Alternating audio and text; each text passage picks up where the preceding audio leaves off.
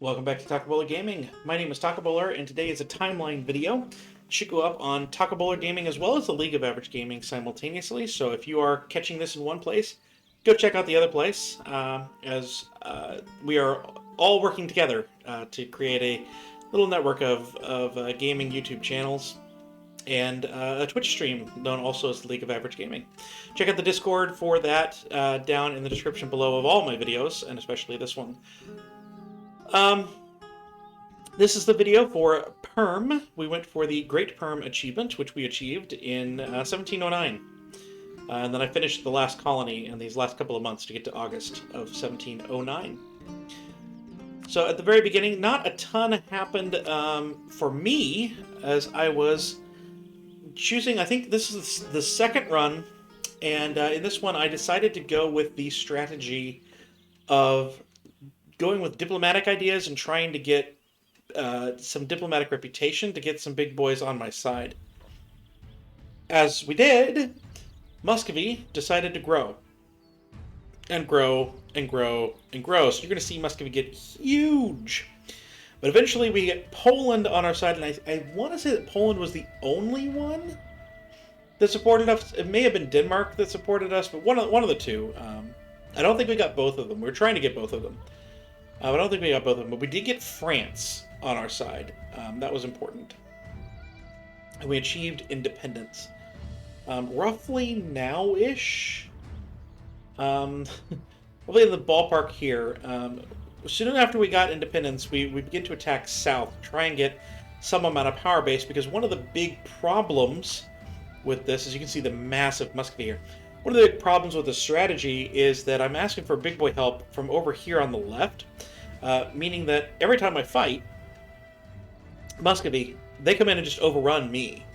So I really had to start building up my power base over here somehow, because otherwise I'm just accepting the complete and total defeat of my army and complete hit on my lands whilst they overrun me. I did suffer financial problems a couple of times in the early campaign. I think I even went bankrupt once, but we managed to get through that and get on through here. Right around this time, I got independence, and we're going to see me begin to attack into Kazan. When you do, you'll see Bashrika show up. There we go. I'm attacked into Kazan. And there is Bashrika. That's a vassal of mine. And Nogai is getting destroyed here by the Great Horde and Uzbek combined. I think Muscovy took in there. So I joined the party, and Nogai became a vassal of mine as well. They would remain that way for the rest of the game.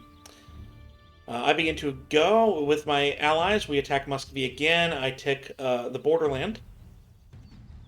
No more, I don't think. And then we kind of waited a little bit as the Great Horde and Uzbek were allied together, kind of trying to stop me a little bit. It succeeded in that. Muscovy grew to its largest extent, I believe. We begin to whittle it down to size here after that. But we were able, you can see here, to go after Uzbek. We took some of Nogai, we took some of Bashrika, and gave it to there. Nogai then attacks into the Great Horde, piggybacking off of Muscovy's war there, I think. You see Nogai doesn't grow that much further right there from where it is there. And then we had the Backbreaker. Went for broke and took all of this from Muscovy here and really took over my trade node, my home trade node of the White Sea here. That was the main reason to try and get that. But yeah, that was the first Backbreaker of Muscovy, really changing the power structure. Here, this is important too, is Denmark annexes Norway. Denmark was definitely an enemy by this point. And so we attacked into Denmark, and we stole some land. I was trying to take things from Sweden that would lose their cores, because they weren't Swedish culture, but they kept the cores anyway, so that didn't wind up working out the way I'd wanted to. But we released Norway, and we will soon reconquest for that whole land as well. We're also pushing in for Muscovy and the Great Horde. I think Uzbek kind of sits here for quite some time. I don't think we attacked the east for a while. But we'll sit here. Okay, so Kazan is here. Ryazan will eventually become a vassal of mine as well. But not yet, I don't think. When Ryazan becomes a vassal, we give it a lot of land in here. You see the Reconquest War is done. Norway has taken all that. But importantly, Wolgast has come in. The imperial state of Wolgast. They've taken some of the land I need from Denmark. That becomes relevant later because Austria begins to grow like crazy. You see here Austria, Hungary combining together. Here's the Commonwealth forming. Roughly this time-ish, the Ottomans become my ally. You can also notice over here that Uzbek has been severely damaged. It is now Uzbek Cyber Uzbek. That is the work of Oryat. And that actually, both of them had a strong enough alliance structure that I didn't want to attack either one of them. So even though these are small, these still were a little bit more than I really wanted to get into. Ryazan here has grown a little bit, but I don't think that was my doing. I think that was before I got to them. Maybe. Maybe not. Austria here growing very large into the Commonwealth.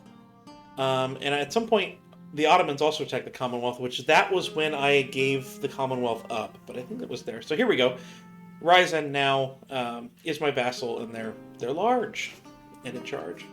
About this time, also, Scotland was diplomatically vassalized over here.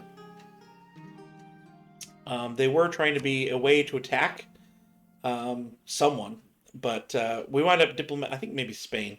But we diplomatically vassalized them instead, and that becomes important as we will use their claims against Great Britain.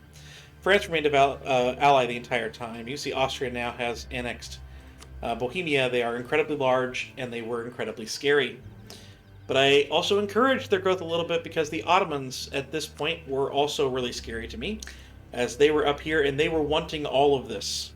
They were wanting to attack all of this. I've also annexed here a lot of this land, and what I've done here is this is kind of the Russia area. This one and this one remain to be done, but this is kind of the Russia area. And so I just make sure to circle that and call it mine. Les Claims must be here. Estonia will be my vassal. If they're not already, they will be my vassal. I think that may have gone awry there, but Norway is annexed. And Norway did have a vassal, or a colony. So we have this one tiny little colony there. I think we're also beginning to colonize. No, we have not yet colonized ourselves. Oh yeah, we got like one colony here. So we're beginning to colonize out of Siberia as well. But we don't really get involved in colonization in North America until we fight Great Britain for the first time. I don't think Smolensk was my vassal, and so clearly Estonia was not my vassal yet. They will be.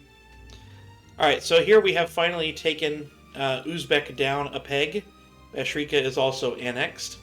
And so now we can get out here and we begin to really colonize on down the way.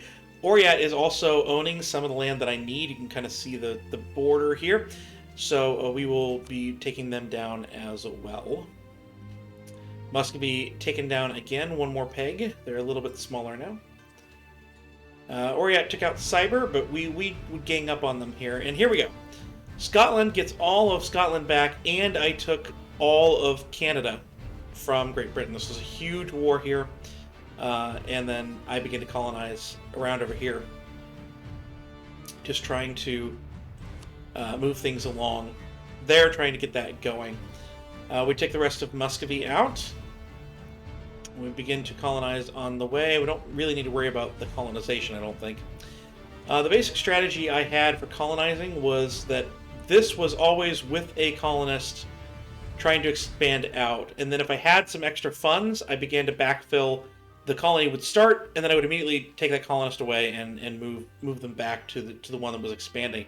We did that over here as well as we could. I headed out to the west in North America. So Oryat now has, that war has been fought, and this pretty much stays at peace for quite some time, for another 40, 50 years, until I attack Transoxiana very briefly, and I'll have to declare war on Oryat at the very, very end of the campaign. You see here that we've given Scotland the North Sea trade node, and then we were just taking their trade from them. That wound up being a bad thing as they went bankrupt on us. But I have taken this area, and I try and take the English Channel trade node to try and get some money, which worked out really well on that front. But eventually I'll have to abandon the idea I had with Scotland. We've also attacked in here. We've attacked the Commonwealth. We took the 2 provinces we needed from Russia. We also got Riga in the process. But we're beginning to attack the Commonwealth, and importantly, we have now stolen this land and created Prussia as a march. And they would remain a march for us as we try and grow Prussia out, as well as this land. Here we go. Estonia is now a vassal of mine. For sure, that's there. You can see here that is going. And we're just growing slowly out over this way in colonization, as well as war with some of the native lands over there. Now, about this time, the Ottomans were an ally. They would rival me the way that the game sometimes does. But I was trying not to destroy Austria too badly, because they were still somewhat of an okay buffer to the Ottomans, but eventually that would go away. And it would be open season between us and the Ottomans to try and figure out who's going to take the most of this land. And you can see the Ottoman border is right up here. Right, they get a lot of this, but we're able to get a lot as well. And we grow Prussia pretty strong. As one of the things I've tried to do is to buffer against the Ottomans. So we have France as an ally. We have our own army, which is huge. We have Prussia, which will be a large march to try and go against that. We have Nogai. We allied Akwianlu, which the Ottomans also allied, but we managed to get them to break the alliance with the Ottomans and not with us. We allied Bengal. We allied Delhi. All of these nations, big nations, with the intent of preventing the Ottomans from attacking us, which we were successful at doing, in spite of the fact that they were growing like crazy into Europe. We also grew like crazy into the empire. We've taken Great Britain, importantly, from Britain. We took this. We'll take Burgundy. We'll take a little bit of the lowlands here. Not a ton, not as much as I wanted to. But that forced Great Britain over to here. And Great Britain's capital is now in Cascadia. And it's now a New World nation. This here, Scotland, by the way, is also up over here. And Spain is up over here. That will eventually be a war we have to fight to take some of the land from Spain. Now, one thing I don't like about the new stuff is that when you defeat a native, and even if you take like all their land, if they haven't reformed yet, they just go somewhere else. And so, like, we would fight these wars, and instead of removing that person and we can just colonize around it, well, they just move. And now they're still in the way, and we have a truce with them. And it's like, it was very frustrating to force people off, but you know, we just ran a bunch of colonies. We went over our colonial limit quite a lot. Here we've finally arrived at the east coast of Siberia, and we'll quickly take care of the Siberian tribes. I have not noticed that this area of East Siberia is not taken yet. I will. But you can see that Prussia has grown significantly, and then we'll eventually push into the rest of this land here. We're also going to try and push down over here, although not quite as successfully.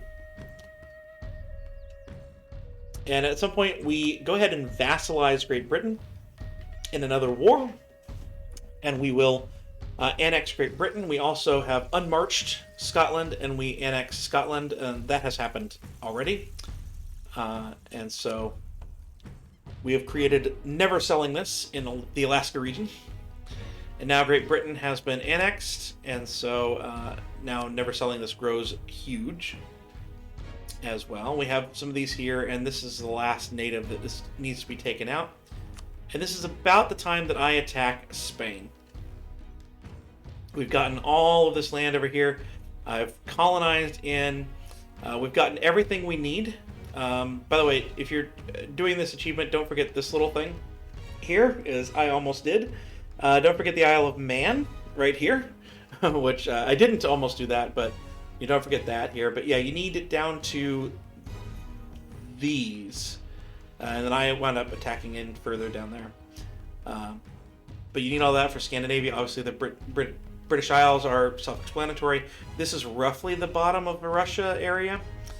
And then you have, of course, this stuff here. This is the border of West Siberia.